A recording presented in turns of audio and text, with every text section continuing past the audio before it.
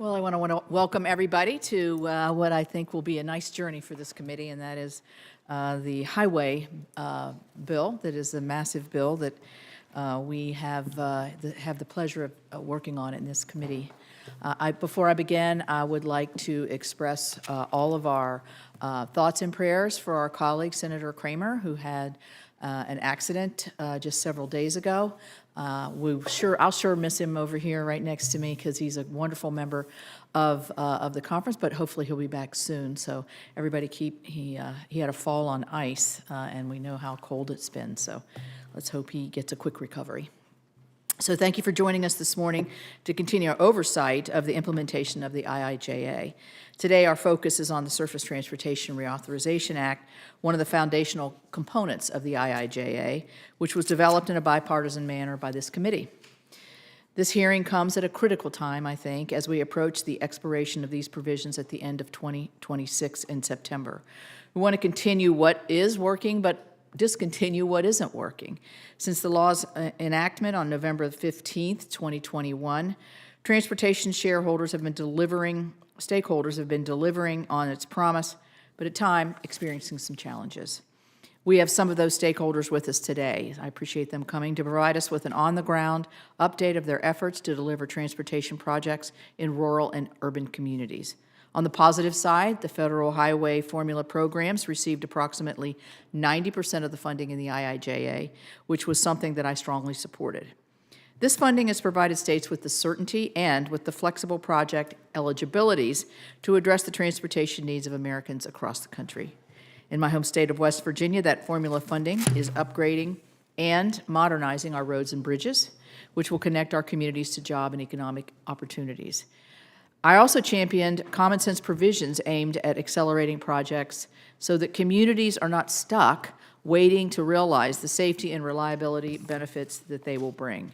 As an example, the IIJA codified the one federal decision policy, which expedites or should expedite the environmental review process for certain projects by setting a 2-year goal for those reviews and allowing the use of a single coordinated process to develop an environmental document.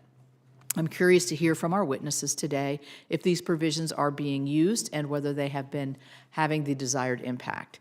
Despite the many benefits, I'm aware that we have some challenges with the implementation of the IIJA. Inflation is certainly a contributing factor. It has eaten into the overall funding increase provided by the IIJA and increased project costs. I look forward to our witnesses sharing the real-world impacts of this inflation on the work that they are doing. Another challenge is that many of the new discretionary grant programs established by the IIJA have been very slow in achieving their congressional intent. These programs require significant time and money from eligible applicants. And once a grant has been awarded, the project grant agreement was often taking more than a year to be negotiated and signed by the prior administration, which delays the benefits of each project. This slowdown has contributed to a ballooning amount of unused obligation authority that must be sent back to the states as part of a process known as the August redistribution. In 2024, that amount was $8.7 billion. This results in an end of the fiscal year scramble as states seek to put that amount of funding to use, often putting it towards lower priority projects. We advanced a bipartisan fix to help with this issue last year, but the challenge remains, and it's growing. I'm sure we'll learn more about our witnesses' experience with applying for and managing a discretionary grant award today.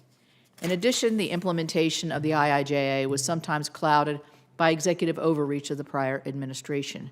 My colleagues on this committee have often heard me talk about 2 examples of overreach: the December 16th policy memorandum that was issued and the greenhouse gas measure final rule, performance measure final rule.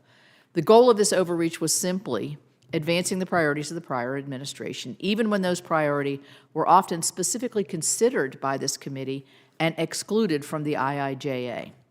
Ultimately, it took more of a year for the prior administration to correct their misstep with the December 16th memo, and it required litigation from 22 states and action by the Trump administration to finally end the unauthorized greenhouse gas performance measure final rule. With the opportunities and challenges of the IIJA implementation in mind, I look forward to receiving testimony from our pool of witnesses, or panel of witnesses. This review of the real-world impacts of the IIJA and the feedback on what is working and what isn't working will inform this committee's bipartisan work on the upcoming surface transportation reauthorization bill. Thanks for the witnesses and members for participating today, and I now recognize Ranking Member Whitehouse for his opening statement. Thank you. Thanks to our witnesses for joining us. Infrastructure Week had become something of a long-running joke until 4 years ago when Democrats and Republicans joined together and passed the bipartisan infrastructure law. It made long overdue investments in our roads, bridges, transit, ports, drinking water, wastewater, and other systems that serve as the backbone of our nation's economy. It was a monumental first step. About a third of America's 620,000 bridges need repair, and nearly 42,000 of those bridges are considered structurally deficient and need replacing. Our country needs more infrastructure investments.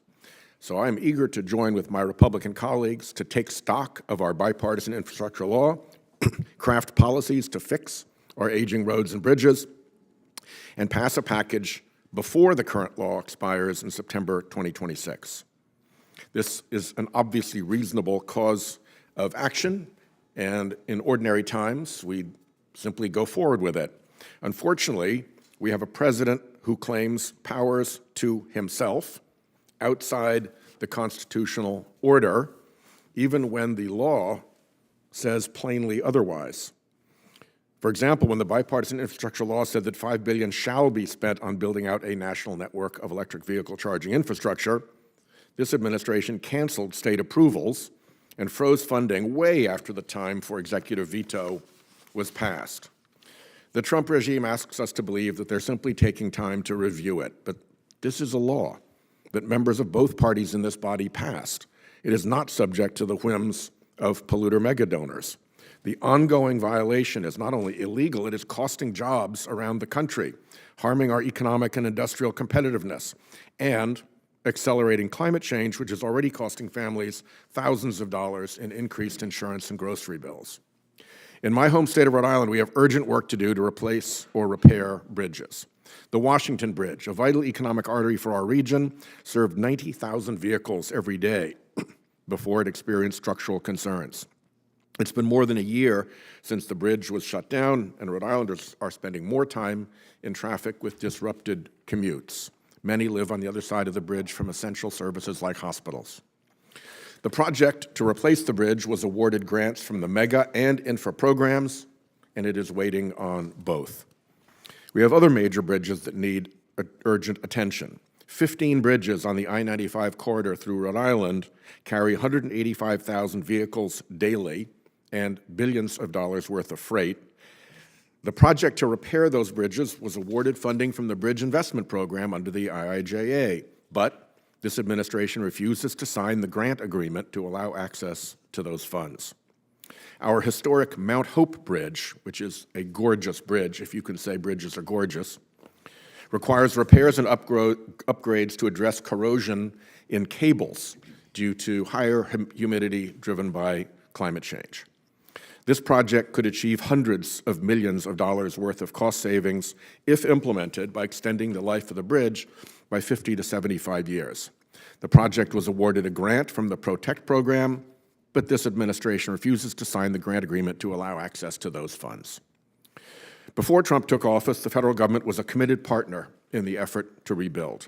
Now we have an administration that is canceling or delaying infrastructure funding nationwide, putting our bridges, our safety, and even lives at risk. Communities across the country are now left questioning whether the funding authorized by Congress will ever be delivered to the projects that they scoped, planned, and started building. To those questions, they presently get no answers, just what I call the fog bank of evasion, uncertainty, and unanswered calls and emails. There's some new ideas out there, too. The Department of Transportation says you now need a high marriage rate and a high birth rate to qualify for funding for transportation projects.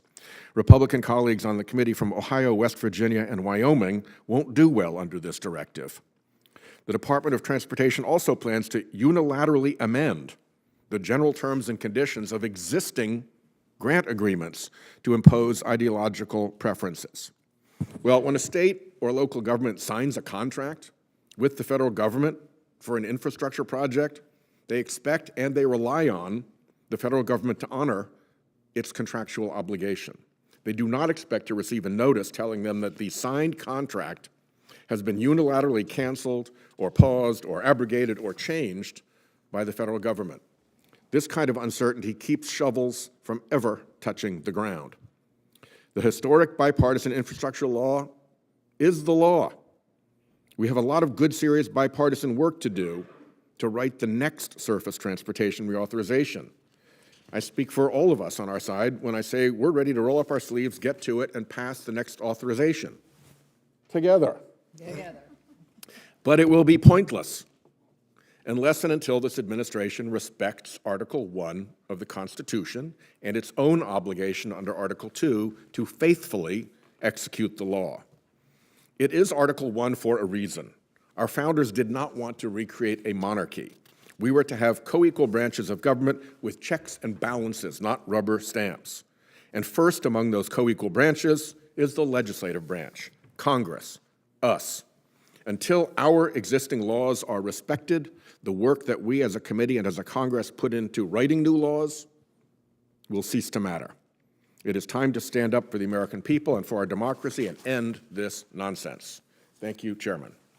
Thank you, Senator Whitehouse. And I will now turn to our witnesses for their opening statements. Our first witness is Russell McMurray, Commissioner at the Georgia Department of Transportation.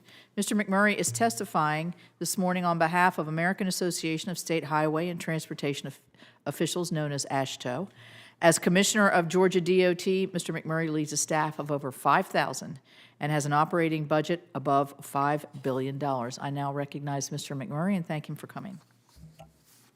Thank you, Chair Capito and Ranking Member Whitehouse and committee members for this opportunity. As stated, I'm Russell McMurray, the Commissioner of the Georgia Department of Transportation, representing AASHTO, which consists of the 50 state DOTs, Puerto Rico, and the District of Columbia. The video playing today highlights many successes resulting from the IIJA in Georgia, from maintenance to large capital projects. At Georgia DOT, we recognize that mobility of people and freight safely and efficiently is more than just about projects. It's about our quality of life, and it's about our economy. The IIJA's federal surface transportation funding has absolutely been vital to every state DOT to safely move people and goods. GDOT relies on the core federal programs to deliver projects from across a very diverse state, from our coast to our mountains, and from rural Georgia, where agribusiness is our #1 economy, to Metro Atlanta with over 6 million people and growing. The core IIJA formula programs give states funding certainty to properly plan and deliver for the future. Federal funding is a foundational investment, vital for every state for state of good repair of our nation's highways and bridges. In Georgia, about 80% of our capital maintenance program is from the IIJA formula programs and 90% federal investment for bridge rehabilitation and bridge replacements. In addition to the foundational investments, IIJA has supported major capital projects like shown on this video. 2 of those projects are on the top 100 freight bottlenecks in the nation list and have a combined cost of $3.2 billion. Funding was made possible in a large part by the IIJA funding and also using a design-build finance contracting method. So just 2 bottleneck projects in Georgia consume 2 years of our total federal funding. I'm sure your state has a freight bottleneck somewhere that needs some work. It's great to see these large projects in the video, but I like to remind people that a rural bridge may have a significant economic impact as well. If a farmer can't get crops to market efficiently due to a load-restricted or a closed bridge, that's an impact on the farmer's bottom line. Every state has needs when it comes to bridges and structures, and a core program like the Surface Transportation Block Grant Program and the Bridge Formula Program added by the IIJA has been especially helpful in replacing rural bridges. Continued federal investment in the nation's bridges is very important because bridges are just like us. They're getting older every day, and the older I get, the more ailments I have. IIJA increased funding levels for the Highway Safety Improvement Program by 30%. This critical investment is helping states to reduce fatalities on our nation's roadways and provide flexibility we've taken advantage of in Georgia, especially for safety education programs. We partner with private organizations like We Are Teachers to develop age-appropriate K-12 curriculum that's approved by the Department of Education in Georgia, and Let's See 43, a nonprofit focused on eliminating driver distraction in high school students through Safe Driving Summits. In my written testimony, I've shared additional examples of the many IIJA successes, but I've shared some challenges as well, like cost increases. When it comes to funding from the IIJA, I love to quote the Charles Dickens classic, "It's the best of times, it's the worst of times." Best of times for funding, the worst of times due to cost increases. Georgia, like most every state, has experienced significant cost increases that have eroded the buying power of what was intended from the IIJA. In Georgia, we've seen 60% increase in bridge cost, 66% increase in resurfacing cost, and over 115% increase in widening type projects. Other challenges result from so many discretionary programs, with 29 of them just at federal highway alone. ASHTO supports using discretionary grants to close the funding gap for most expensive projects and projects on and we need to make sure they're projects of national or regional interest. But the IIJA discretionary funds have been slow to deploy, and both state DOTs and local governments have been challenged. One local grant in Georgia took 31 months from the notice of funding opportunity to the grant award execution. One federal decision being included in the IIJA was a very important step in the right direction.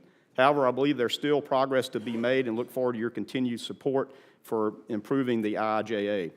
Georgia's made progress in delivery of environmental permitting by state funding federal environmental resource positions and co-locating them in a central office to do the work as a team. We thank you for your leadership and focus in improving transportation for the nation, and I look forward to answering your questions. Thank you very much. Appreciate it. Our next witness is Mr. Gary Johnson. Mr. Johnson is the Vice President of Granite Construction and is testifying on behalf of the Transportation Construction Coalition this morning. The TCC is a partnership of 34 national trade organizations and labor unions representing hundreds of thousands of individuals working to build, modernize, and maintain the nation's transportation systems. I now recognize Mr. Johnson for 5 minutes for his testimony. Thank you. Thank you, Chairman, and good morning, Ranking Member Whitehouse.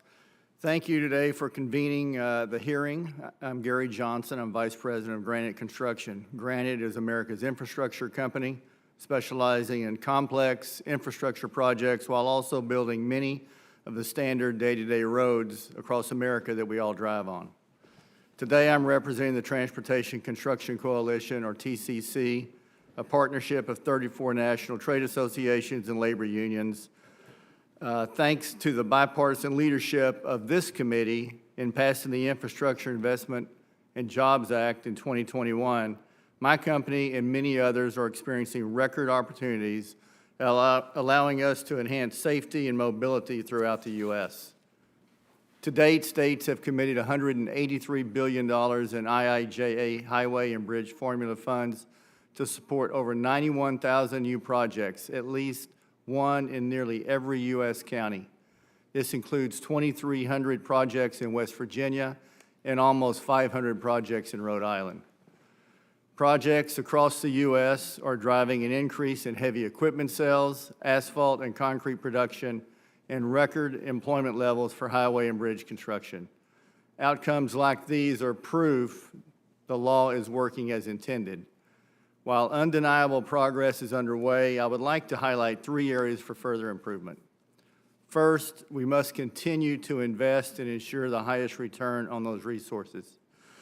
While IIJA was a much-needed course correction after years of status quo federal investment, delivering the surface transportation network our nation deserves and needs is not just a 5-year endeavor.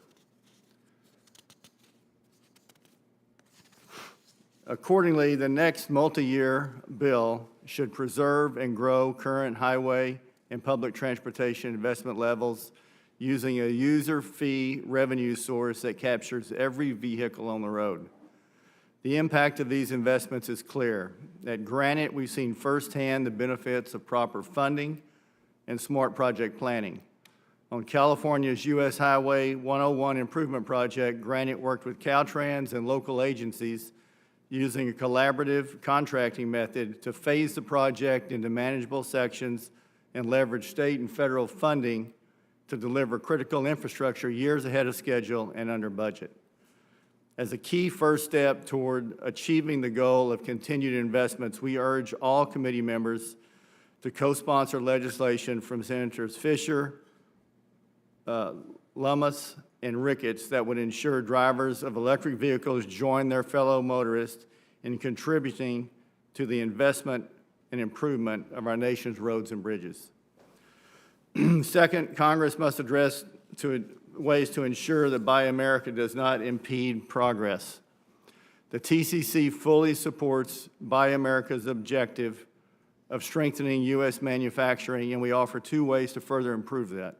First, to prevent disruption in pavement product markets, the TCC encourages Congress to preserve the exemption for aggregates and paving materials that was included in the IIJA. All areas of the country do not have local access to all the aggregate, cement, and asphalt binder needed for the paving jobs, and it must be imported from outside the U.S. The TCC urges transparency and certainty in the waiver process. Federal agencies should develop a publicly accessible database of available Buy America compliant materials and products to provide stakeholders with procurement options up front. The FHA recently announced a rollback of its general waiver for manufactured products, making this recommendation extremely timely. As an example, one state Department of Transportation took 14 months to receive a waiver for a submersible pump when two other states received approval for the exact same product in a much shorter period of time. There needs to be consistency. Finally, our employees are our greatest asset, and they need support through additional legislation to go home safe every day. In 2022, there were 96,000 work zone crashes, 37,000 injuries, and almost 1,000 fatalities. The IIJA made important investments in work zone safety, like enhancing the Highway Safety Improvement Program and supporting the use of intelligent transportation systems. The next highway bill should incentivize states to go further in implementing stricter enforcement measures. I thank the committee for the opportunity to testify today. I encourage each of you and your staff to talk to a contractor in your state or a trade association and go visit a job in your state. Talk to the men and women that are actually doing the work on the grade and get their input. Thank you. Thank you, Mr. Johnson. I've done that, and I'll do it again. Good. It's always a very great visit. Our final witness this morning is Michael Carroll, President of the National Association of City Transportation Officials and Deputy Managing Director of the Office of Transportation and Infrastructure Systems for the City of Philadelphia. How in the world do you say all that? In this role, he coordinates and sets the policy direction for critical functions, including the city's Department of Streets. His oversight includes infrastructure systems that are made up of more than 2,575 miles of street and 320 bridge structures. I now recognize Mr. Carroll for 5 minutes for his opening statement. Thank you for coming. Thank you. Good morning, Chairman Capito, Ranking Member Whitehouse, and members of the committee. I am Mike Carroll, and I serve as President of the National Association of City Transportation Officials and am Deputy Managing Director for the Office of Transportation and Infrastructure in the City of Philadelphia. We oversee the delivery of capital infrastructure projects in coordination with our Streets Department and the Pennsylvania Department of Transportation, we call PennDOT. The federal funding support through the Infrastructure Investment and Jobs Act is a lifeline to overcome decades of neglect in infrastructure safety and economic opportunity for communities with real needs. Philadelphia's Chinatown Stitch Planning Grant, for example, under the Reconnecting Communities pilot program, reconnects a working-class Philadelphia community that was split in half by construction of I-676, known locally as the Vine Street Expressway.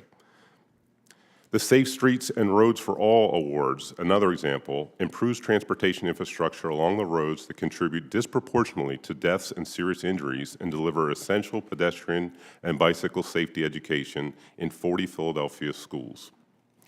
Our partnership with PennDOT is a good model for the rest of the country. Our state and federal partners acknowledge the city is closer to the people we all serve and that we are all committed to in giving effective public service and faithfully implementing the laws and policies regardless of who enacted them. IIJA discretionary programs enable local government partners to extend the capacity of state DOTs. Our PennDOT partners have even argued for direct funding to the city because they can take the burden off of PennDOT. Any future transportation bill should consider new paths for direct funding to keep decision-making as close to the people as possible. People who live and work in Philadelphia see IIJA's results. We've completed paving and safety upgrades to our citywide arterial network. We've completed repairs and reopened the Montgomery Avenue Bridge over the northeast corridor rail lines. We expect our MLK Bridge serving the Central Business District to open later this year. We see improvements in our port infrastructure and our airport terminal. We've begun work reducing pollution due to stormwater and contamination in our drinking water. Our contracting community has risen to the challenge as well, and we have attracted new contractors to business in Philadelphia, and the work has also attracted young Americans to the construction industry and help us retain seasoned tradesmen. This is reversing a death spiral in lost talent and knowledge that could otherwise imperil infrastructure nationwide. The federal government should ensure current funding awards move towards project completion and help us to avoid the added cost that inevitably comes with new uncertainties and delays. The march towards obligation is intensive and means expending local dollars and ramping up contractors and other businesses to seek opportunities. Everyone involved takes on risks that are mitigated by trust that the federal government is a committed partner. Even where there is disagreement over program purpose, honoring these commitments should be the priority. When the PROTECT program is targeted for the use of certain words, awards like the projects for the Bells Mills Bridge and the Green Valley Bridges over the Wissahickon Creek become at risk. These historic bridges serve over 13,000 vehicles a day and urgently need repairs due to extreme weather events. Like other residents in other cities, Philadelphians want effective government that produces results. No one wants my opinions about what carbon dioxide does in the atmosphere, or why streets that were once never underwater are now underwater every spring rain. Local residents expect that if we follow the rules that were given to us at the time and the federal government awards us funding, that they will honor these commitments regardless of who is in charge. The best defense you can all provide to combat risk and uncertainty is to take a bipartisan stance in favor of stability, continuity, and results. Thank you. Well, thank you very much. And I am going to start with a very general question for all of you. And you've touched on this, all of you have in your statements, but just concisely, what part of the IIJA had the greatest benefit for your experience, and which one has presented the greatest challenge? And Mr. McMurray. Thank you. The greatest benefit comes from what we consider the core formula programs, that being National Highway Priority Program, the Surface Transportation Block Grant Program, which is truly the most flexible to use for the states and MPOs. And again, I remind everybody there's sub-allocation by population from under 5,000, from 5 to 50, 50 to 200 and greater. So there's, again, flexibility that we can use. The other programs certainly are the safety program that I mentioned in my testimony. The increased funding and Highway Safety Improvement Program is absolutely vital as we take on the nation's 40,000 fatalities on our roadways, which is just not acceptable. And then I add the Bridge Formula Program that, again, was added by the IIJA, which, again, gives direct funding that can be used, especially for local governments, because bridges are everywhere. And in fact, in Georgia, there's more local bridges than there are state-owned bridges, and we invest in every bridge in Georgia, federally and with state dollars, because all bridges are vital for safe and secure travel. And so those core formula programs have been customary and necessary, not only for utilization, but for the planning process. We each do a state transportation improvement program, either 4 to 6 years, and long-range transportation planning out to 20 years, counting on reliable funding, reliability from year to year in those core formula programs, because it takes too long to deliver these projects. So we need that really funding certainty in those core programs to know that we can deliver through the planning process, through the design, environmental, right-of-way, construction process to get the infrastructure delivered. Some of those challenges out of the IJA in Georgia have been, though, on some of the new programs. Again, to Mr. Carroll's testimony, again, things are happening and we need to be able to be responsive, to be able to use to protect dollars, which again, I say thank you in that, in the IJA, because we never had the ability to use federal dollars to work on things such as slides or flooding and using federal dollars. But it's been hard to deploy because they're new programs. Mm-hmm. One of the challenges, too, has been in the TAP program, the Transportation Alternatives Program, to try to deliver federal projects locally through a competitive process to very rural areas. It's just hard to ask a population under 5,000 to deliver a federal aid project due to the complexity of the funding, the NEPA, and often in Georgia we've had cities and communities say no thank you after they were awarded a grant, or excuse me, through the competitive grant process that the state DOTs have to administer, because they realize how much more cost it takes to actually administer the program. It's simply easier for them just to deliver the project themselves with no federal dollars. So those are, those couple of programs. Obviously, NEVI was a new program. It's already been mentioned today. States have been moving forward with those programs. Obviously, it's taken a while to stand up those programs. From an AASHTO perspective, every state has different procurement rules and methodologies. In Georgia, we believe strongly that we shouldn't put state dollars with the NEVI dollars. We're using a public-private partnership to use the federal dollars and private sector dollars to deliver the NEVI program. And so, but states have struggled in How many delivery. have you built under the NEVI program? We have 5 under contract. So you haven't They're built not any? built. Okay. And it's a the NEVI program was a very much surface transportation program to a technology solution. And so it's very different. Mm-hmm. No state DOT has built C-stores or, gas stations. Right. And so how to do this on private property, it's taken a long time to navigate. We're fortunate because we have a public-private partnership to be laws that allow us to advance. Other states were really boxed in that they couldn't even deliver because they didn't have a method that they could deliver on. Yeah, that's a real problem, yeah. So, Mr. Johnson, quickly, if greatest benefit and greatest challenge? Chairman, I think obviously the greatest benefit is the amount of money coming out in the formulaic funding, and it took a while to get started. It was delayed a little bit from authorization to appropriation in 21 and 22, but since then, we've seen a lot of money coming into the states that we work in. We've got good backlog. We've hired more people, and all of that is good. Something else that's been very good about IAJ was the exemptions for the construction materials. It's hard to imagine, but 20 to 30% of aggregate oil, asphalt binder, cement binder for concrete comes in from outside the U.S., not because we want it to, but we have to. We have roughly 60 asphalt plants, most of them in the West, but 10 or 15 in Mississippi and Tennessee, and a lot of those asphalt plants use binder from Canada. Mm-hmm. Some even use binder from South Korea. If we were to shut that off or put tariffs on it, it would cause inflation, or it'd cause problems with getting jobs done on time. Some of the things that I think the next bill should look at that did not is using recycled materials in the paving. Mm-hmm. The technology is there to use up to 40% reclaimed asphalt pavement in new asphalt.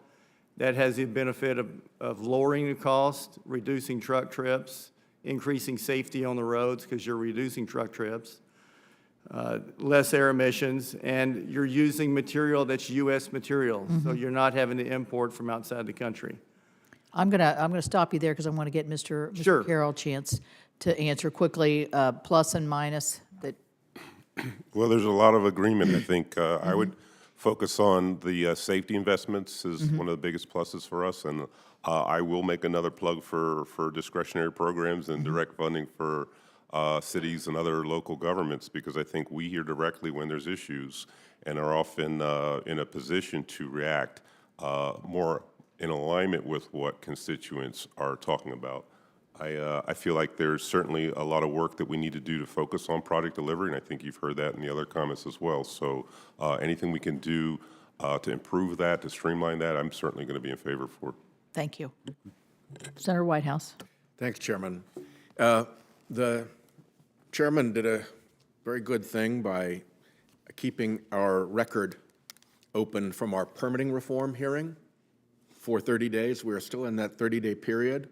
I would invite each of you to contribute to that record what you see by way of permitting reforms that could help move things forward without compromising the, purposes of the permitting requirements.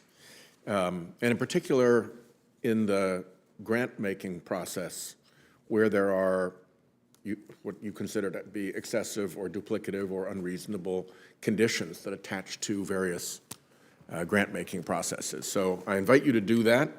Mr.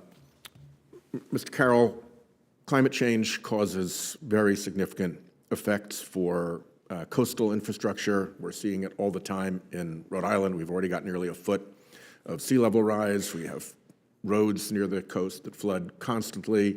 We're also seeing riparian flooding from rainbursts that is dramatically changing the way that communities have to respond in their infrastructure planning. What are the dangers where engineers, planners, designers, and construction firms are forbidden to discuss and predict climate effects? Well, we need to plan so that we can build things effectively. So I would say anything that feels like a restriction in pursuing the work of understanding the impacts on our infrastructure and our communities is going to be a danger not just to good infrastructure, but to the people who live and work in communities themselves. Yeah. And you mentioned high injury corridors. What would you like to see in a new surface transportation bill to provide additional resources for addressing the safety concerns in high injury corridors? Well, I think more is always going to be the first thing I answer with. We talked a little bit about some reform that would help. If we're making improvements which are focused on pedestrian movements in particular, I think it should be pretty straightforward to get environmental clearance, and sometimes it's not as straightforward as it should be. And so a lot of work could go into making a straight path or categorical exclusion, something that's more like a checklist, which takes maybe months to process instead of a process that can drag on for years. Do you see data gaps in identifying high injury corridors? Data gaps, you said? Yeah. Yeah, I do. I think we've done a decent job. We've been focused on this for a while. We meaning your I'm sorry, I should say Philadelphia the area. city of Philadelphia Yeah. has. This is a subject, I'll go so far as to say many of the cities that are part of NACTO have been focused on for a while as well. There's a big differential if you look at any metropolitan region between smaller communities. I'm sure rural communities have issues getting the data together to make the case for what they should get. And so if there is some work that happened at the federal level or a way to promote work at the state level to make that data more available, that's going to go a long way. Thanks. Mr. McMurray, I mentioned in my opening remarks that we have Protect grant funding that is not coming through at this point. I understand that Georgia has about $240 million in Protect grant funding. What's the status of that, as far as you know, today? I can, out of the total discretionary money that may be coming to Georgia, I'm not sure I can answer off the top of my head of how much is being utilized. I can tell you, though, in the Formula Protect, it's been a slow start to get projects through the pipeline. And as you understand, a new project. If you don't mind, yes. Would you take that as a question for the record?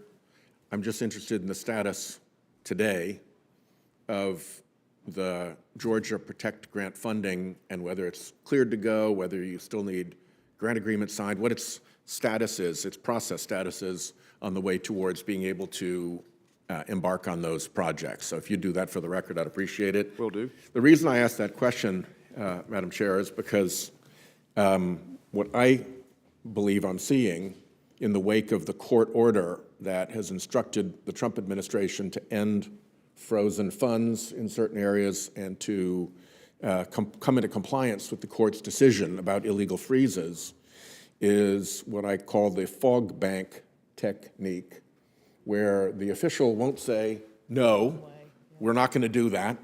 I will make myself a target for violation of the court order. Instead, they retreat into the fog bank, and you either get emails not answered, phones not answered, vague responses, we don't know, we're still looking into it, stand by, even assurances that it's fine, but then the money never comes, or the grant agreement never gets filed. And I think that that is actually strategy at this point from the Trump administration. And I think we're going to have to press our way through that, because slow-mo contempt of court orders is still contempt of court orders. And I really think we need to get to the bottom of this. As you and I have both said, Chairman, there is really important bipartisan work to do in this committee, and it just isn't going to work when we have an administration that won't faithfully execute the laws despite the oath that was sworn to faithfully execute the laws.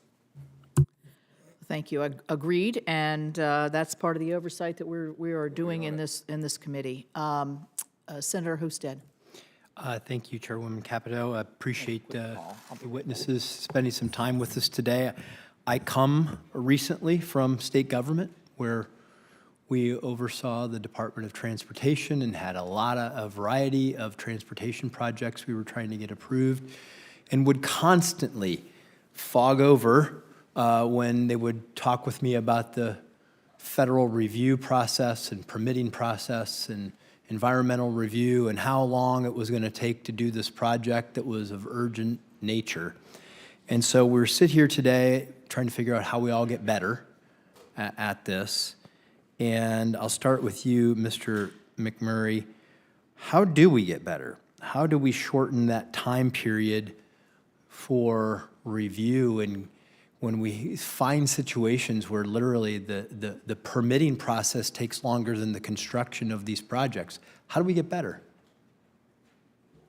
Thank you for that. One, states that have taken on NEPA delegation or assignment, as it's called, have seen marked improvements in their time to permit. Georgia has not done that, but we've tried to do some other things. In my testimony, I mentioned, we call it an Office of Environmental Quality, of where the state DOT pays for federal resource agency positions at the Corps of Engineers, National Marine Fisheries, U.S. Fish and Wildlife, to name a few, and we've co-located them in one office that we fund so that they can work as a team to work on our environmental reviews and permitting, and we've seen great gains there. In my testimony, I mentioned up to 80% time improvement on some of those permitting and reviews.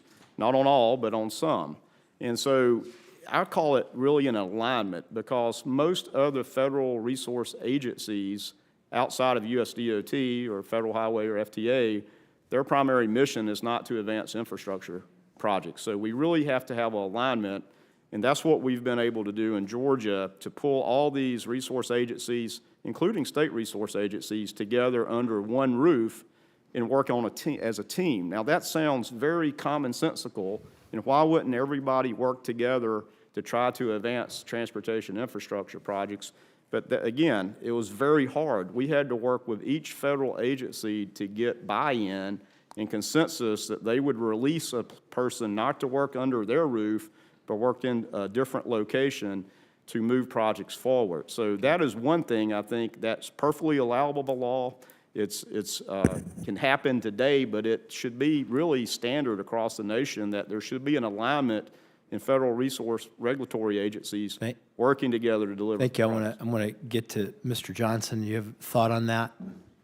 Yes, Senator, I understand there's 7 or 8 states that have worked out authority with the U.S. government on handling NEPA, on transportation projects, California being one. We have a lot of work in California. Texas being another. I understand that Texas has reported that since they have done that, they have reduced the time to get through the NEPA process from 36 months to 16 months on average. Great. So the reason, begs the question, why isn't every state doing this? And I'm not sure what the answer is, but I think that should be encouraged. So just a thought here. We've often talked in recent weeks in this committee about time is money. Time is also cost. As inflation affects the timeline of projects, it drives up the cost.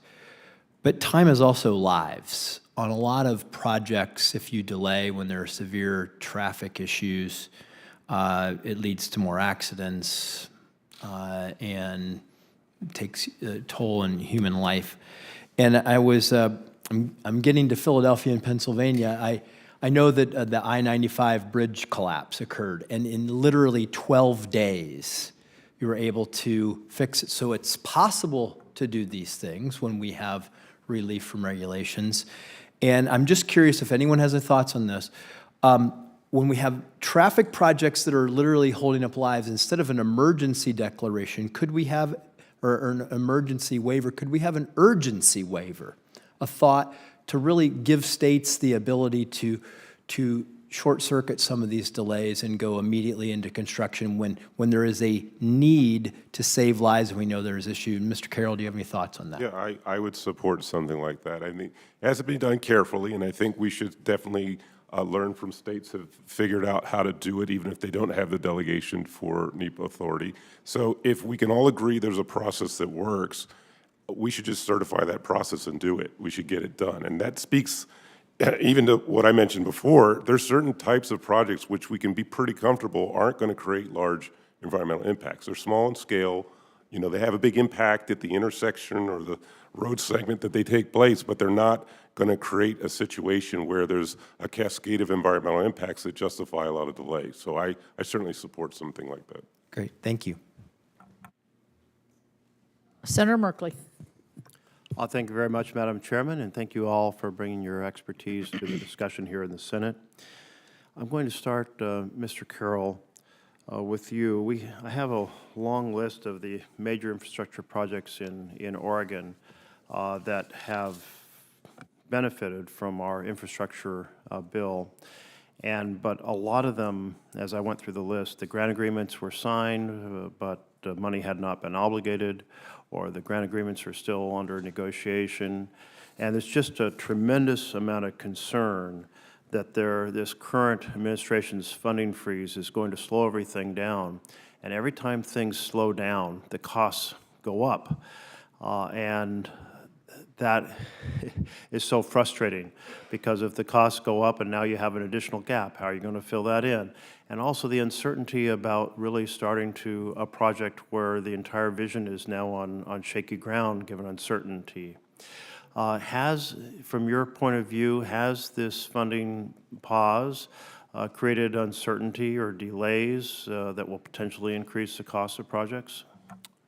Yes, I'm very worried about that. I've taken note of Senator Whitehouse's comments. You know, we've had a lot of experience in the last few weeks trying to get our calls answered, trying to get our emails answered. Everyone, I think, is doing the best they can to make sure that we understand what's going on. We just spoke about some of the risk of uncertainty just coming from the normal permitting process, and if we're determined to fix that, I think it doesn't make a lot of sense to add to risk and uncertainty by, you know, creating situations where we're not really even clear what the rules are anymore. So why does the administration think it's in the nation's interest to increase the cost of our transportation projects? No, I can't speak to that, but I would like for these types of decisions to be based on some case that we can all sort of process and understand. So a different piece of this puzzle is the permitting process, and you just mentioned it. And often environmental permits have to be processed, and we're seeing a huge slashing of the staff at at the Environmental Protection Agency, which will have a pretty significant impact on the ability to process those permits. And then the Department of Transportation, there's a lot of planning personnel who have been retired or laid off. And so aren't these personnel cuts going to also increase delays for our transportation infrastructure? I'm worried that they will. Well, so we have two factors, delays in the grants, delays in the contracts, delays in the environmental permitting, delays in the transportation team. All of this amounts to a tremendous mess. In what possible way does this make America better? Again, I'm not familiar with what the case is for these decisions, so I can't really speak to that. All right, well, I can say that I can't find anybody in Oregon who feels like there's a single thing that is better about this. We have a bridge on the interstate that has been a drawbridge. Actually, it's a pivot bridge. So we have the last remaining bridge on the major north-south corridor that goes for our transportation up and down the West Coast. And finally, we're going to get it fixed, or are we? We have lots of concerns about preparing critical infrastructure for the big earthquake that will come someday. And we have a 100-year-old other bridge up the Columbia Gorge. It's like, wow, we're finally really making strides in addressing some of these things, and it all just seems to be being messed up right now. And I'm really struck that this was an area of bipartisan cooperation. And somehow we now have to have bipartisan cooperation to say to the administration, you're making things a lot worse. I would just say Americans want results. They want results. And so the more we emphasize delivering results, the better we're going to be in their good stead.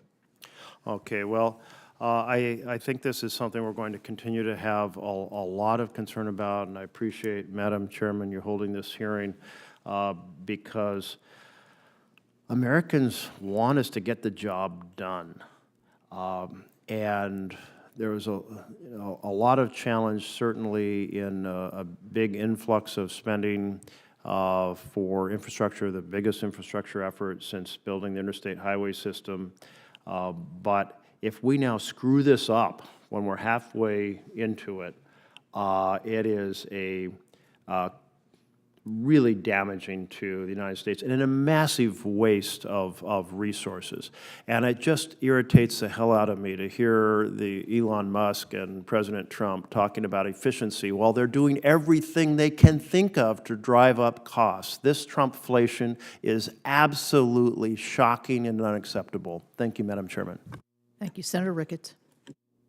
Good morning.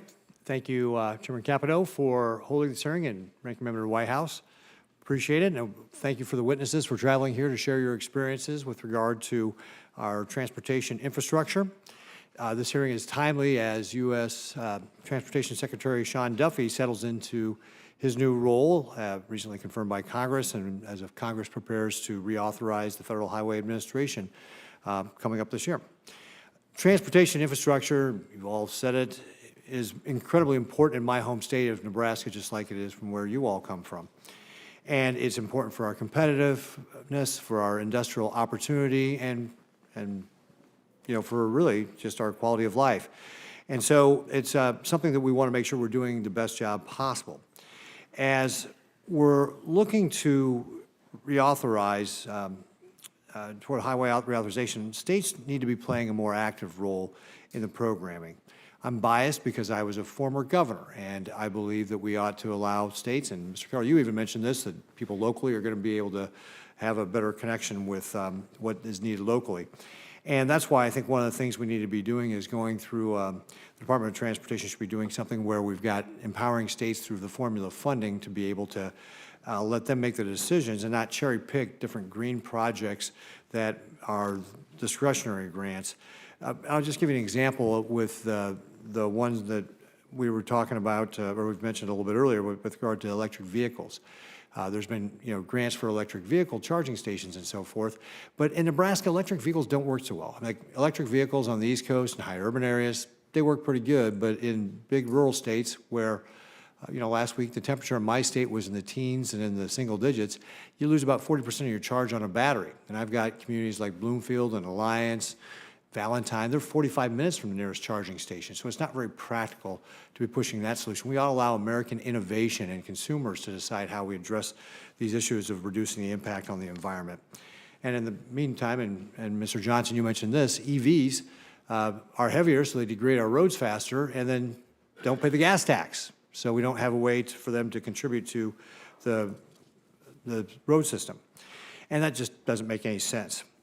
Mr. McCurry, as Commissioner for the 10th largest transportation system in the country, I'd like to hear your thoughts on what the Department of Transportation could do with regard to formula-based funding efficiencies. At the Nebraska Department of Transportation, we try to stretch every dollar. I'm sure you try to do the same thing to make sure our infrastructure projects get done. When you have unpredictable funding schemes, that obviously creates havoc with that. And in particular, could you talk about the flexibilities that would be important to the states, and Chairman Capito mentioned this, on the August redistribution? Those funds come late. It makes it difficult for departments of transportation to plan. What can we do better with regard to that? Our Department of Transportation cited flexibilities in the PROTECT Act, but I'd like to hear what you think about how can we address this?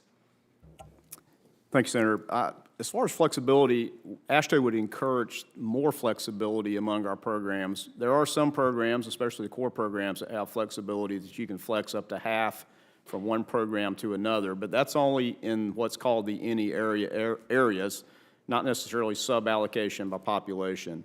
And the other flexibility I think we would suggest in reauthorization is looking at the PROTECT program, the NEVI program, carbon reduction, and put those under one umbrella to give states more flexibility, where NEVI may not work as well for your state, but it might work better for another state. To give states, again, sort of that home rule decision-making to have portability and flexibility across programs. The other important part about flexibility of programs is actually in the delivery of projects. If there is an impediment for delivering in one federal program bucket, you don't want to forfeit that money or let that money lapse. It would be better if you could flex it and deliver another project with still meeting the legislative intent of programs over the life of a bill. So if we could look at sort of the top line of funding by federal program over the life of a transportation bill and make sure that states are spending the money in those categories over the life of the bill, but give us portability year to year to deliver so we can deliver the right project at the right time.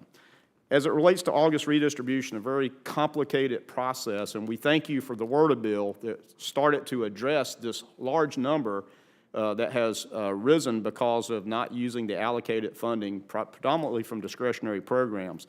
It is a very hard thing for states to do, to pull down this high level of August redistribution. You have to have enough carryover balance from prior years to pull it down. We've got to solve this. We appreciate Section 120 and the Transportation HUD in the FY25 appropriations. That could be a big solution to this, to give those allocated programs basically 4 years to obligate the money instead of having this huge rollover balance that makes poor planning. We have to deploy those dollars within 5 days, which means you have to have projects ready to go very quickly to use those dollars. Yeah. And Chairman, may I just real quickly with Mr. Johnson, you mentioned NEPA and other states doing it. Nebraska is one of those states that has started this process. One of the things our Department of Transportation says is that waiving sovereign immunity to implement NEPA compliance at the state level is a very heavy lift.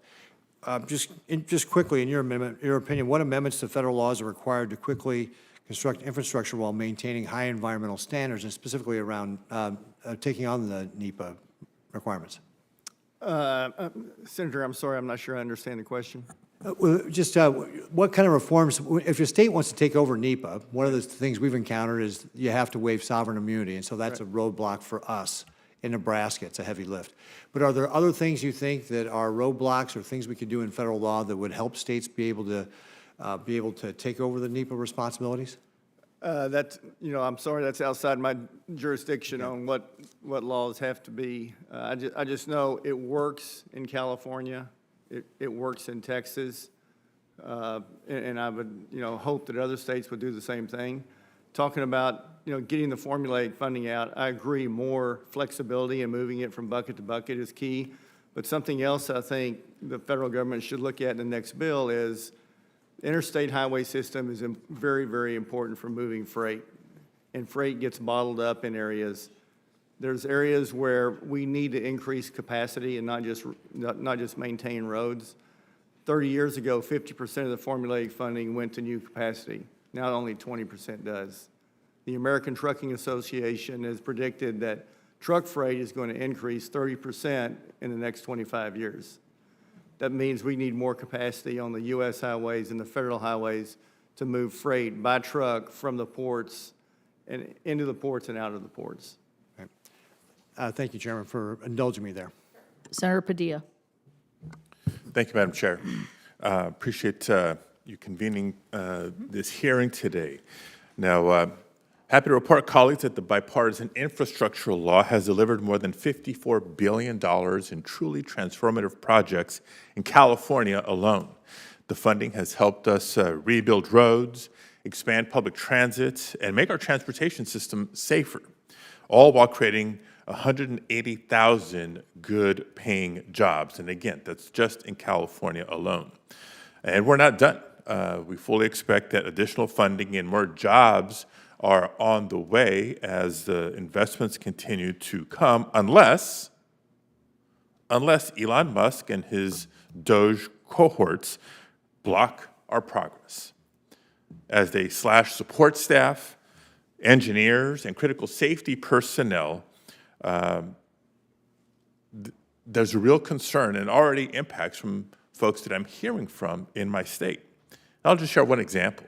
I won't name the city because they're fearful of retribution, but it's a Bay Area city that was literally on the verge of finalizing a long-sought grant agreement for a critical infrastructure project, one they spent years working, trying to secure. A couple of Fridays ago, they were working closely with their contact at the Department of Transportation. By the following Monday, that DOT staff member was gone. And the department's been completely unresponsive since. And so they're wondering back home, what's next? Are we ever going to see this money? When? Because the more we wait, as we all know, time is money. Another program I'm especially proud of, the Clean School Bus Program, is also in jeopardy.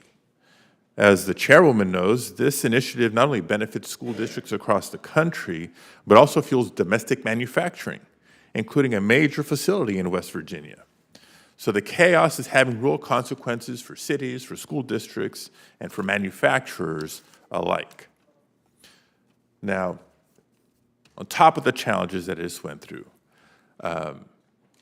last month the Department of Transportation published an order that prioritizes funding for communities with high marriage and birth rates. I know Senator Whitehouse touched on this earlier.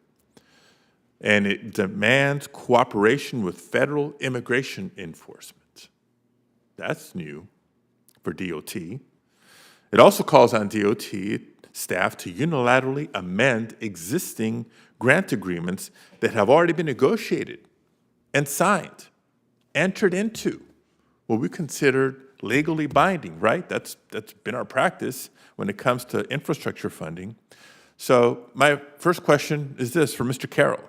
What infrastructure projects or programs would be affected if your city and state were to suddenly lose federal transportation funds that have been committed, even if the loss was just temporary? What's the impact? Well, I mean, as far as I can tell, it's the whole spectrum that could be impacted. We focus quite a bit on improvements of safety and state of good repair. We're an old city. We've got a lot of old infrastructure, and I think we've all talked about that so far today, that, we can't wait. These things aren't going to fix themselves. They need to be fixed, and they need to be planned for so that those repairs take place. And a lot of work has gone into getting to where we are right now. And so we need to maintain progress. And what's worrisome is that, when we have to bring in the services of folks who look at these agreements and, get the sign-offs from our own law department, from the Commonwealth of Pennsylvania's attorneys and then again from attorneys at, the federal level, that could take years. And sometimes it does take, many months to get anything that even looks like, a hint of where we're going. And so when you get to the finish line and you've communicated with constituents, you've communicated with contractors, you've communicated with people who are seeking employment, that there's something coming, just wait, we're going to get going. We're going to see some real on-the-ground things you can touch and feel, and then it stops, and there's no explanation for it. It's nerve-wracking. So it sounds like it's been disruptive. Yes. And forget frustrating, it's becoming costly for taxpayers, right? Another program I wanted to touch on, the Infrastructure and Jobs Act created the Charging and Fueling Infrastructure Grant Program, which has awarded $1.8 billion to recipients in nearly every state to support the increasingly popular zero-emission vehicles. Now, this funding was appropriated by Congress and mandated in statute, and yet the Trump administration has blatantly ignored the law, freezing funding for the program, again, leaving grant awardees in the dark. Mr. Carroll, the city of Philadelphia has been awarded $20 million for these particular grants, this category of grants. Can you talk about the importance of getting these grant agreements finalized with the funding and what the funding would mean for your city? Yes, so just, again, we have started training electricians. We badly need electricians, and this is something that really is wind at the back of bringing new people into the industry. We expect that we would have thousands of jobs across the region involved in this work, in installing the infrastructure, maintaining the infrastructure. It promotes small businesses in terms of convenience stores that are going to be great locations. It supports developing commercial corridors. It's aligned with PennDOT's policy. They had a very good reception to their NEVI plan. And so all of that work, it's something we just want to see keep moving. Thank you very much. Thank you, Madam Chair. Thank you. Senator Blunt Rochester. Thank you, Chairwoman Capito and Ranking Member Whitehouse. I'm proud to have worked on the bipartisan infrastructure law, something that we have talked about in our country for a very long time. And as you've heard from others, I too am deeply concerned about the Trump administration's freezing of federal funding and mass firings and the real life impact that will have on these critical projects for our communities, states, and across the country. In my state of Delaware, I even did a bridge tour. Literally, while we were streaming live, I took folks from DelDOT. The engineers took me to different bridges. We looked under the bridge. One was 80 years old. And really just to show people what the real life impact is on their everyday life. So for me, we can't afford to go backwards. Programs like the Rebuilding American Infrastructure with Sustainability and Equity Grant Program, also known as the RAISE program, or the Reconnecting Communities program, which I helped co-author, will help communities be safer, have more accessibility, and ensure that we have a strong economy. And so my first question is for you, Mr. McMurray. In January of this year, my state was awarded $13 million in RAISE grant funding that will go towards modernizing a 58-year-old bridge on State Road, the State Route 9. It will make it safer. And then we were also awarded $12 million to help save lives, to make our roads and our streets more safe for our cyclists and pedestrians. Following up on Senator Merkley's question, with your experience as Commissioner of the Georgia Department of Transportation, what are the effects of the uncertainty, this uncertainty that we're seeing with funding freezes and higher firings of federal employees as we're trying to accomplish these projects? Thank you, and you have a great DOT at DelDOT, by the way. We sure do. Listen, AASHTO totally supports that we need to move forward with everything. If there's a grant agreement in place, that we do. AASHTO believes that is a contract. Same in Georgia. If we have a grant agreement in place, we're counting on moving forward. And I hate to use this analogy, but I believe we can fly the airplane while we're still building it and working on it or tweaking it. So let's keep things moving. It's just that important to our nation's economy. not to pause. And I use this example as, we as DOTs have been playing by the rules. The rules may be changing, but let's keep playing the game, for another bad analogy. But we need to move those forward. I've got a rural bridge that we received a grant from, a rural grant to grade separate over a railroad. The train blocks the town. Yeah. And so we're over a year from the grant award, and we still don't have a grant executed while we're designing and buying the property. But that's important because we're counting on that grant to get this community so they're not cut off when the train blocks the town. Right, yeah, one of the bridges I was on connects to the Dover Air Force Base. I mean, these are really vital. Can you talk also about the impact on employment of these freezes and the funding freezes? How does that affect employment? I personally can't speak, or on behalf of AASHTO, speak of what that may or may not mean. I haven't seen that play out just yet, so a little early for us to tell in Georgia what that impact may or may not be. I can tell you as former Secretary of Labor, it means that you stop with putting shovels on the ground. That means people aren't working. That also is the connections to our economy.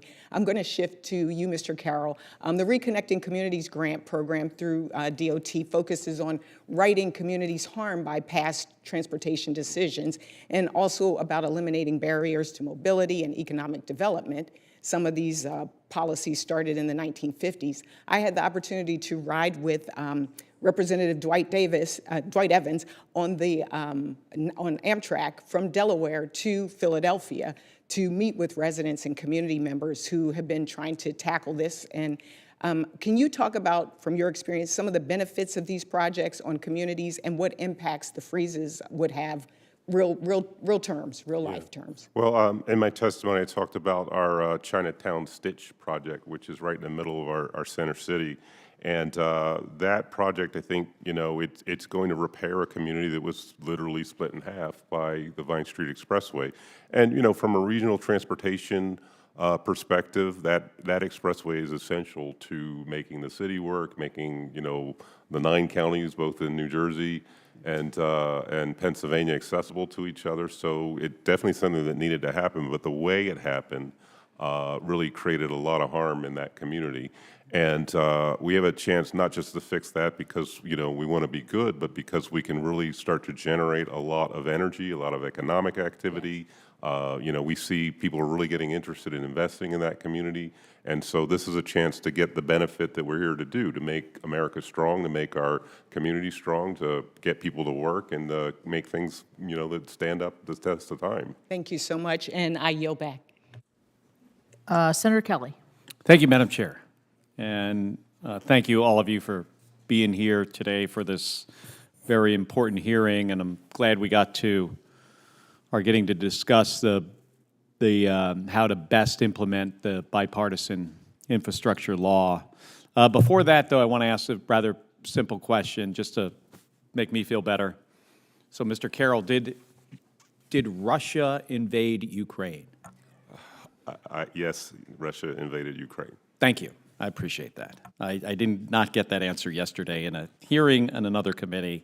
I just want to make sure this isn't contagious. So one of the flagship programs we created in the law was the Bridge Improvement Program. And it did some really rather simple, non-controversial things, which is funding the repairs to failing bridges. And Mr. McMurray, I'm going to ask you the same question here.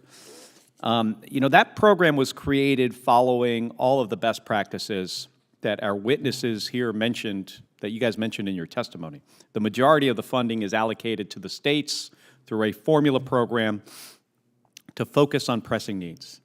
And then for the projects that fall through the cracks, there is a discretionary grant program that's available. And the program was successful. In December, the Department of Transportation announced that more than 11,400 bridges are being repaired thanks to that program.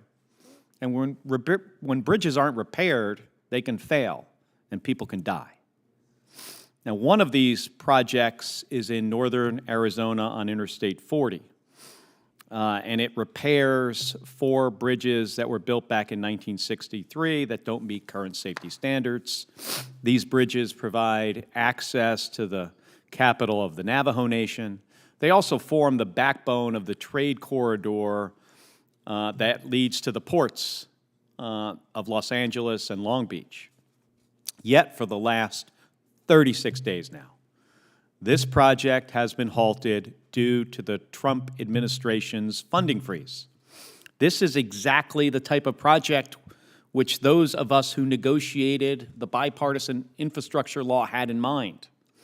And yet, by needlessly politicizing basic investments in infrastructure, communities in Arizona and across the country are facing needless uncertainty. So, Mr. Carroll, first for you, I imagine your department has received a number of competitive grants over the years. Yes. Can you speak to how halting the disbursement of awarded funds disrupts a local recipient's ability to plan and execute projects?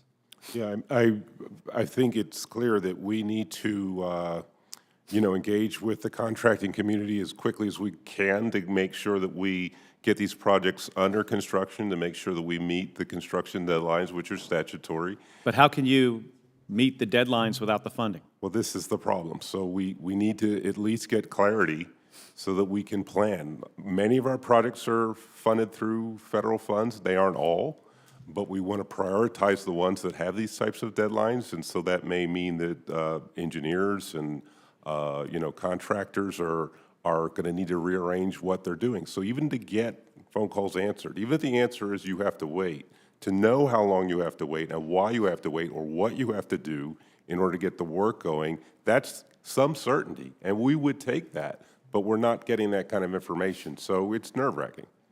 And Mr. McMurray, can you weigh in as well? So how does this affect long-term planning, and do you become hesitant to apply for future discretionary grants because of the actions of the administration?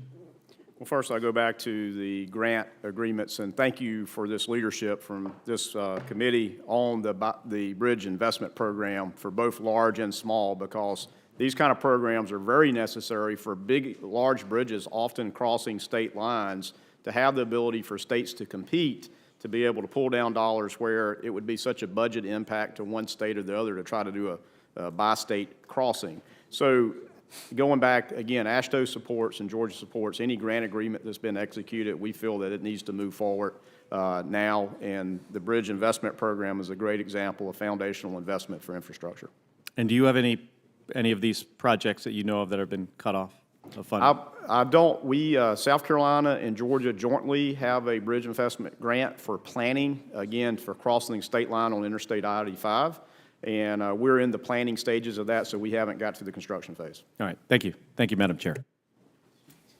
Thank you. Senator Markey, are you ready, or do you want me to? Go. Thank All you, right, Madam Chair. Thank you.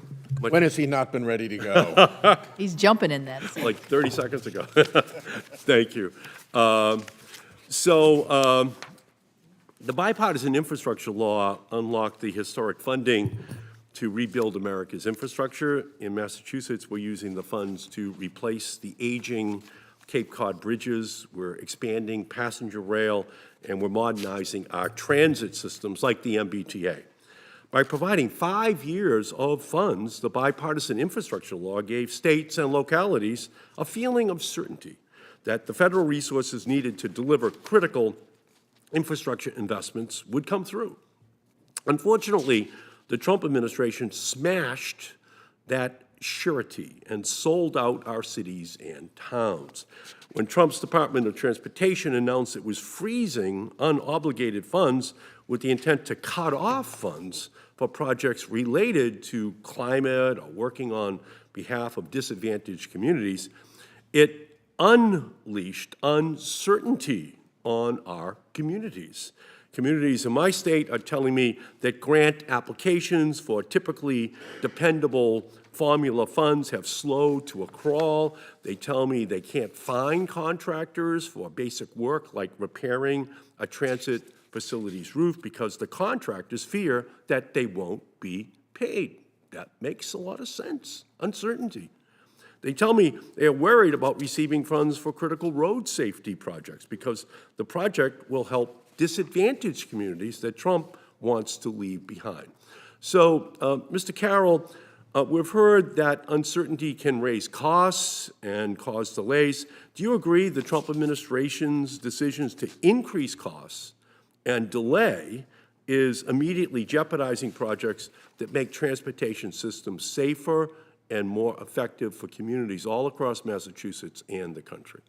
As I've said, I have a lot of concern that those risks are out there. It will raise costs for our projects. So I thank you for that. I agree. Unfortunately, where Congress and the Biden administration provided funding, the Trump administration can offer only uncertainty. Mr. Carroll, under the Trump administration, the Department of Transportation has slowed and even stopped the flow of funds to supposedly root out and rescind any project that addresses the climate crisis or helps communities that have been left behind by federal investments.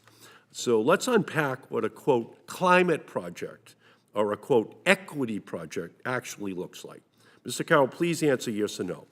Would a project to repair a bridge providing better connectivity between communities provide equity benefits? I believe it would, yes. Could a project to improve signaling for subways, enhancing their on-time performance and making the transit system more reliable for their residents, simultaneously provide climate benefits? I believe it would, yes. Could a project that makes a busy roadway safer for pedestrians provide equity benefits? Yes. Well, thank you, because it's clear to me that these projects are not only reasonable, but are also much needed in red and blue states alike. DOT's decision to undermine these projects is not only unnecessary and unlawful, it's also going to be very, very unpopular, especially if they tie it to DEI as the rationale for stopping or slowing vital transportation projects that benefit the entire community. And the bipartisan infrastructure law provided historic funding for passenger rail. In Massachusetts, we're receiving critical funds to finally fulfill our dream of regular passenger rail between western and eastern parts of the state. Mr. McMurray, Georgia has also received several federal grants to expand passenger rail in your state. So, Mr. McMurray, do you agree that we must continue to provide robust funding to expand passenger rail? Thank you, Senator. Yes, AASHTO's position is under reauthorization, we need to continue the same levels at what was previously authorized. Thank you. And that's why last Congress I introduced the All Aboard Act, which would revolutionize America's rail system. The bill would double down on the bipartisan infrastructure law's historic funding for passenger rail and ensure that the states which have undertaken ambitious rail projects, like Georgia and Massachusetts, have the funds they need in order to deliver these projects right on time. And I look forward to working with all of my colleagues to ensure that projects in red and blue states, north, south, east, and west, get the funding which they were promised. Thank you, Madam Chair. Thank you. Senator Brooks. Thank you so much, Madam Chair. The EPW committee has a long tradition of negotiating and passing bipartisan infrastructure legislation, which is one of the reasons that I was so interested in joining this committee. I am looking forward to working with all of my colleagues on both sides of the aisle as ranking member of the Transportation and Infrastructure Subcommittee to honor this bipartisan tradition and pass legislation that works for each of our states. Unfortunately, as some of my colleagues have already mentioned, this administration is making this very difficult.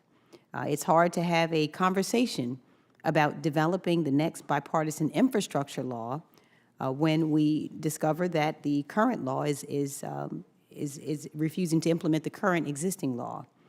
Due to this administration's funding pause, Maryland's Department of Transportation has around $330 million in federal funding that is currently on hold. And these are grants that have already been awarded and dollars that Congress has appropriated. So with all that in mind, I have just a few questions for our witnesses, and I want to thank each of you for being here this morning. Last week, the Department of Transportation changed the statewide Transportation Improvement Program, STIP, in a project amendment approval process. And the department is now requiring projects that were previously approved by the Federal Highway Administration Division offices in each state to instead be approved by the General Counsel in the Secretary's office. We've heard a lot in this committee about this need to cut red tape and streamline processes to expedite project delivery and lower costs. And so with that, I ask Mr. McMurray and Mr. Carroll, do you believe that sending STIP approvals through the Office of the Secretary will lower your project cost and help deliver projects faster? Thank you, Senator. We certainly, from AASHTO and from a Georgia point of view, we certainly want to see STIP modifications and amendments to move forward very quickly. And so I think that's important, again, is that these are a process. This is a federal process that is longstanding, that we've all worked through to properly plan, working with MPOs like with Philadelphia, City of Atlanta, all our 15 other MPOs we have around the state. This is a process for TIP amendments, for STIP amendments, and we think it should move forward as it has traditionally has. Okay. And so if this new process creates, and I don't know whether I concur fully with Mr. McMurray. Thank you. And so if this new process creates a bottleneck and slows projects down, how will these delays affect project outcomes? So in Georgia, we actually have a TIP amendment for the Atlanta MPO that's moving forward now. So we're going to see if there is a true slowdown in delivery of that approval process. But if it is slowed, then there could be projects that we're not able to advance because Federal Highway does not have the approval that we can push the button in the system to get the contract authorization necessary for us to bid a job. And in Georgia, I have to have the contract fully encumbered with all the money when I bid a project. So I'm not going to bid a project until I know that the money is in place and that it's been authorized. So, okay, again, and in your experience, however, you acknowledge that this new process is one that could add delays. You prefer the traditional process. We're going to see how this goes. Yes, it could, and we're optimistic that it won't. Okay. Now, the reality is this administration is not actually concerned about efficiencies. The Department of Transportation is adding an unnecessary layer of review for STIP amendments at the same time that it's slashing our federal workforce, the very civil servants who could help projects on the ground in our states faster, who could help get projects on the ground faster. So, Mr. McMurray, in your experience, is it normal for the Federal Highway Administration to abruptly halt a bridge project in the middle of construction just because there was a change in administration? It has not been my experience that that's happened. What about a resurfacing project? The same. Or any project funded through the standard formula allocation for that matter? That has not been my experience. So between planning and construction, what we know is that these are transportation multi-year projects. And if we start subjecting state transportation projects to political whims every time there's a change in administration, do you believe that projects will be completed on time and without interruption? I believe that will cause a challenge. Now, lastly, I know this is already, and I'm running out of time here, about funding uncertainty. The administration issued its funding freeze memo. States were locked out of their payment portals without any indication about when they might receive it. So, Mr. McMurray, what does funding uncertainty mean for State Department of Transportation? We count on the federal funding reimbursement on a weekly basis to move our funds forward so that, again, we can pay the contractors and vendors for the work they do. Thank you. Thank you. Thank you. We're waiting to see if Senator Sullivan, we'll give him a couple minutes to come. And while we're waiting, I am going to make a quick comment about the NEVI program because Senator from California brought up that $1.8 billion had been released for that program, but I want to point out that $1.8 billion has resulted in 58 chargers being built in 3.5 years, and in 15 states. Now, Mr. McMurray said that he has 5 on the drawing board. Mr. Carroll, do you have any input on this? So PennDOT administers the NEVI program. Yeah. We've been working on the the charging fuel infrastructure program. And we have not constructed any, but we're planning to build about 200 citywide with that. Right. So, I mean, if we're going to efficiencies and moving things quicker, I'm not sure that program is a good example of the best way the federal government. Personally, I thought it should all been left to the private sector, just like gas stations were built back in the day, but obviously lost on that one. Quick question for you, Mr. Johnson. Just curious, we've had a lot of snow and ice, and Mr. McMurray, I'm sure, well, all three of you really have to deal with the unpredictability. When the weather gets cold like this, it really wreaks havoc on paving, highways, and if there's nothing that gets somebody steamed up more than anything, it's popping a tire in a pothole. So it happens frequently in the winter for us in West Virginia. Are you finding this year is any more exceptional? Mr. Carroll, I'll go to you because you've had a lot of cold weather there. Yeah, it's been on the high end. What's sometimes worse is the freeze-thaw, back and forth. And so because it was colder for longer periods of time, it didn't get as high as I've seen it, but it was pretty high. So does your municipality handle that? That's what it's handled in? We do. Yeah, yeah. What about you, Mr. McMurray? Are you seeing anything? I know it was even colder down in Georgia. Yes, we actually had a big event that had snow from metro Atlanta all the way to the coast down to Florida just a few weeks ago. So that was a very, very big event for us. And you're right, nobody wants to hit a pothole that results from cold weather. And so we do our best to get back out there and repair roadways as soon as the weather clears. Mr. Johnson, do you have any? We do a significant amount of work in the state of California and Washington, and the rains that we've had, torrential rains in California, have caused a lot of short-term and now long-term problems with washing out roads that are going to have to be rebuilt.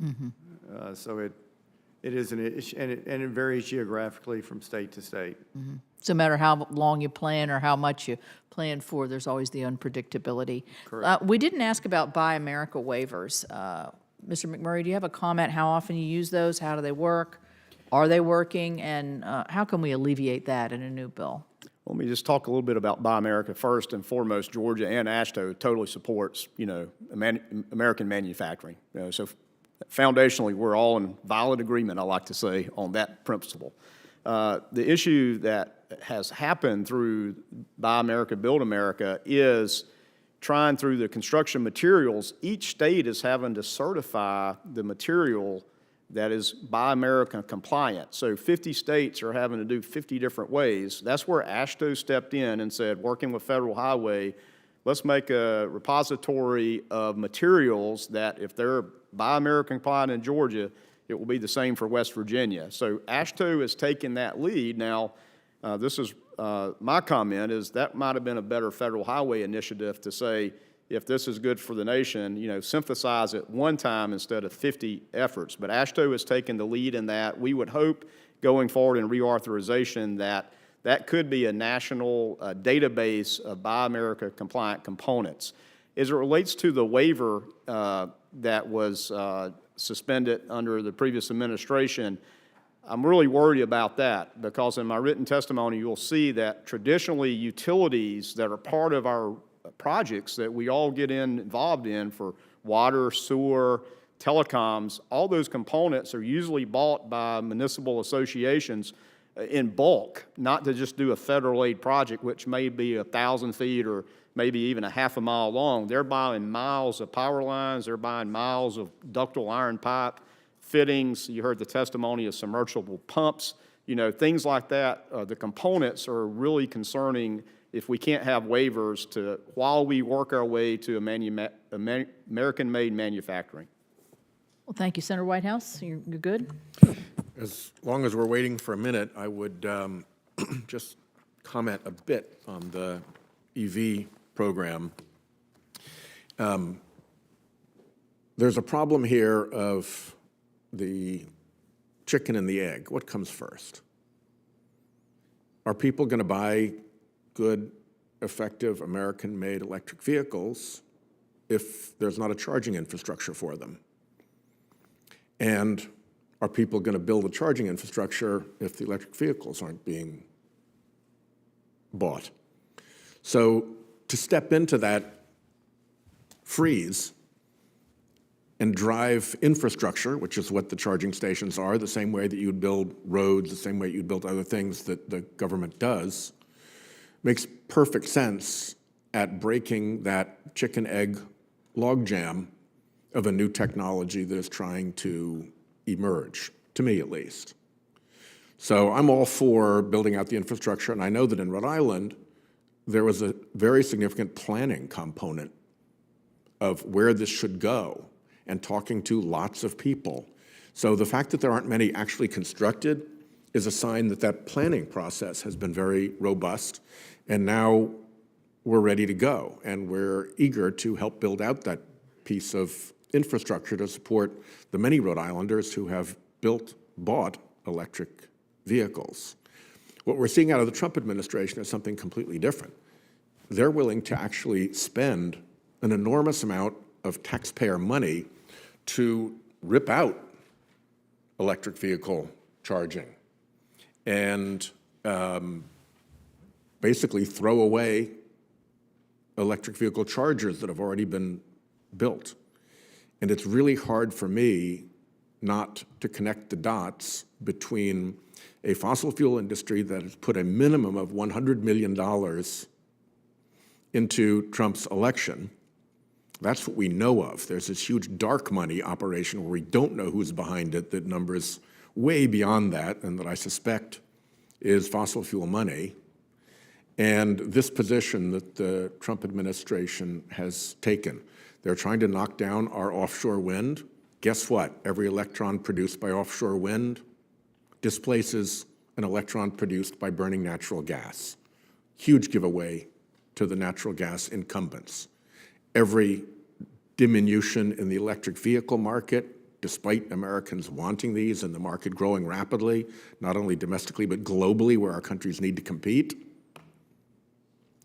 effectively supports the gasoline manufacturers who have a lock on transportation through internal combustion engines.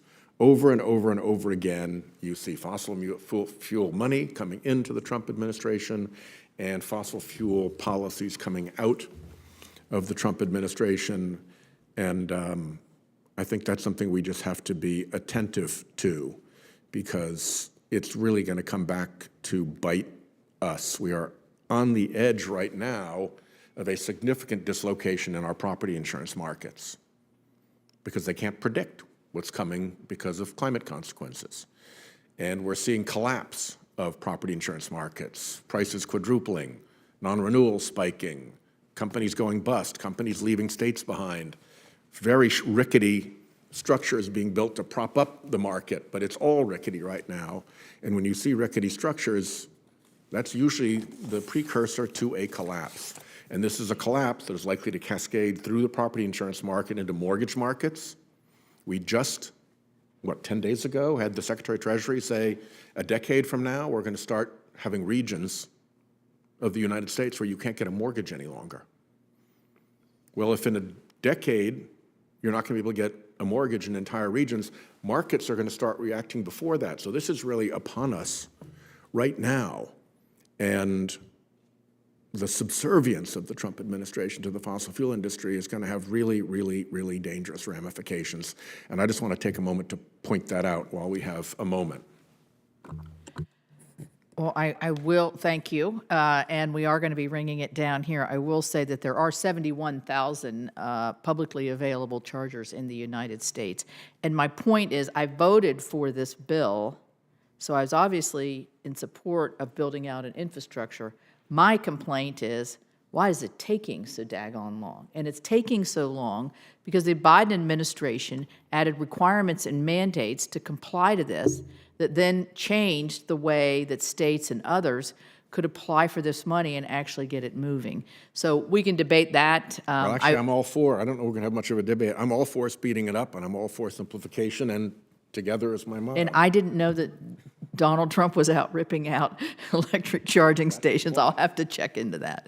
In any event, with no further questions, I would like to ask the witnesses and all my colleagues for thank you for your participation in today's hearing.